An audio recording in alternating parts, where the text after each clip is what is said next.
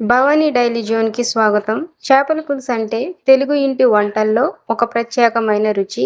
పాతకాలం నుంచి మన కుటుంబాల్లో తయారవుతున్న ఈ వంటకం నేటికి అందరికీ ఎంతో ఇష్టం. ఈరోజు మా ఇంట్లో చేసిన టేస్టీ చేపల పులుసు రెసిపీతో పాటు మా డైలీ వ్లాగ్ కూడా మీకోసం. ఉల్లిపాయ పచ్చిమిరపకాయ కట్ చేసాను కదా అది వేసుకున్నాను.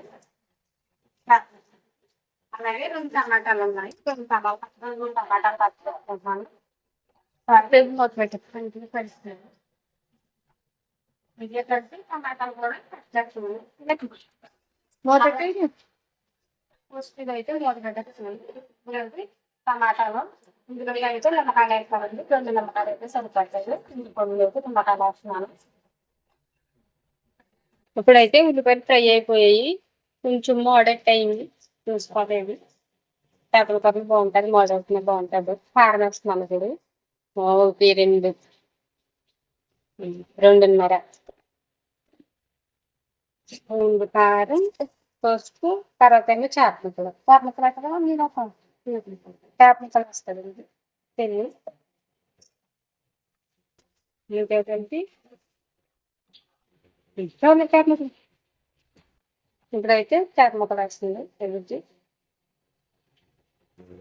చాలా ఉన్నాయండి.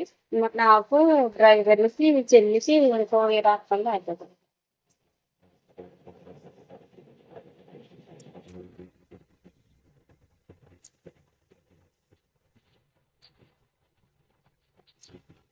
ఐదు నిమిషాలు అయితే వస్తున్నాను.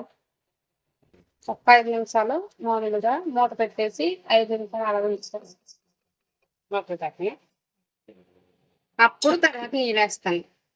అలాగే సరే ఏంటంటే అర్థండి.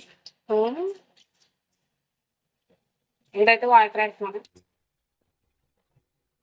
వాటర్ వేసిన తర్వాత ఒక్కసారి గట్టితో తిప్పి తర్వాత ఇంకా నిమ్మకాయ పచ్చడిగా చూపించాను కదా నేను అక్కడ అది గిన్నె వేసాను కదా అవి తర్వాత వేస్తాను. ఇప్పుడైతే మూత పెట్టేస్తున్నాను. చూసారండి మూత పెట్టేస్తాను. ఇందాక అల్లం వెల్లుల్లి పేస్ట్ వేయలేదు తీయలేదు వేయలేదు అల్లం వెల్లుల్లి తీసుకుని ఇప్పుడు వేస్తున్నాను. అల్లం వెల్లుల్లి పేస్ట్ ఒకసారి మూత నిమ్మకం వేసేస్తున్నాను.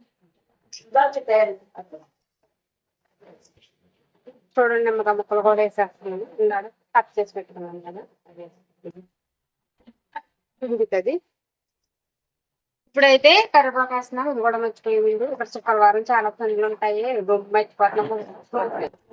మేడం ఫుడ్ కూడా తీసేటండి భయం వేస్తుందండి ఇక్కడ. అందుకని నాకు మీరు సపోర్ట్ చేశారంటే సబ్స్క్రైబ్ వాళ్ళతో తిండి మంచిగా వీడియోలు తీస్తాను. తర్వాత కరివేపాకు అయిపోయినట్టే కొత్తిమీర కోస్తున్నాను. అయిపోయింది కూర. కొత్తిమీర వేసేసి ఆఫ్ చెప్పేస్తాను.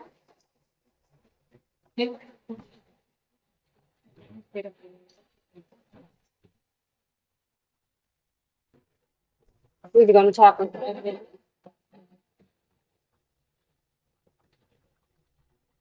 ఇది ఎక్కువసేపు ఇంకొకటి ఇంకేలా